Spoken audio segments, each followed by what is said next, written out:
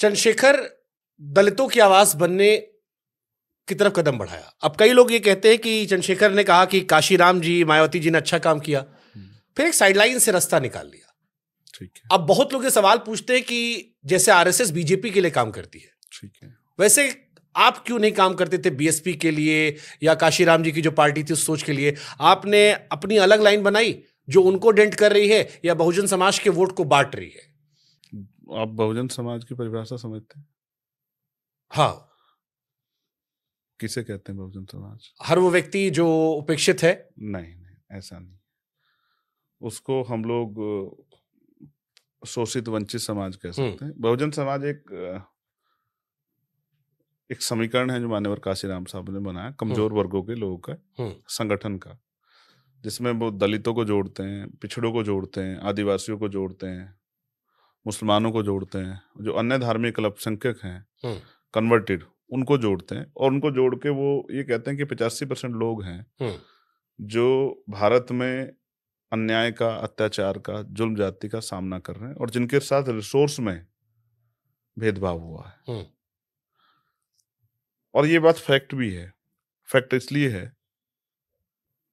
कि 14 अगस्त 1947 को हम लोग अंग्रेजों के अधीन थे। 15 अगस्त 1947 को हम लोग आजाद हुए। तब देश में कॉन्स्टिट्यूशन नहीं था हमारा। उससे पहले जो भी ग्रंथ रहे हों, जिस तरह जो भी उस समय का कॉन्स्टिट्यूशन रहा, उसके हिसाब से देश चलता था। उसमें बहुत सारी पाबंदियां थी जिनमें अंग्रेजों ने भी बहुत कुछ सुधार करने का प्रयास किया, जिनको हम लोग डिनाई नहीं कर सकते। तो सूरत क्या थी आज़ादी की? 16 अगस्त 1947 को क्या बदला? सोचे मेरी जेब में 14 तारीख को 100 रुपए थे, तो क्या 16 तारीख को मेरे रुपए बढ़ के 1000 हो गए? नहीं। सोचे 14 तारीख को मेरे पास 1 गज जमीन नहीं थी, तो 16 अगस्त को मुझे क्या मिला? क्या मेरे पास 1 बीघा जमीन आ गई? नहीं। सोचे 14 तारीख को मेरे पास रोजगार नहीं था, तो क्या 16 तारीख को मेरे पास रोजगार आ गया? सोचे 14 तारीख को मेरे पास उद्योग नहीं था, तो क्या 16 तारीख को मेरे पास उद्योग आ गया?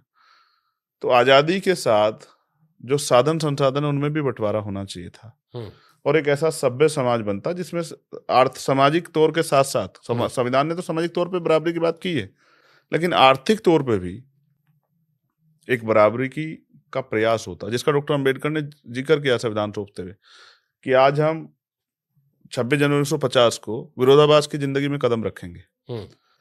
राजनीति, संविधान की वजह से राजनीति में वन वोट वन वैल्यूज, तो राजनीति में तो हम लोग बराबर होंगे, लेकिन सामाजिक और आर्थिक रूप से जो गैर बराबरी, जब तक हम लोग इसको दूर करने का प्रयास नहीं करेंगे। यही बात तो मायावती जी भी कह रही है, यही बात तो काशीराम जी भी कह रहे थे, यही बात तो आनंद भी कह रहे हैं। ठीक तो है, फिर ये अलग अलग क्यों? हाँ, तो उन्होंने कहा कि हम सबको मिलकर प्रयास करना चाहिए कि देश में सामाजिक और आर्थिक गैर बराबरी दूर हो।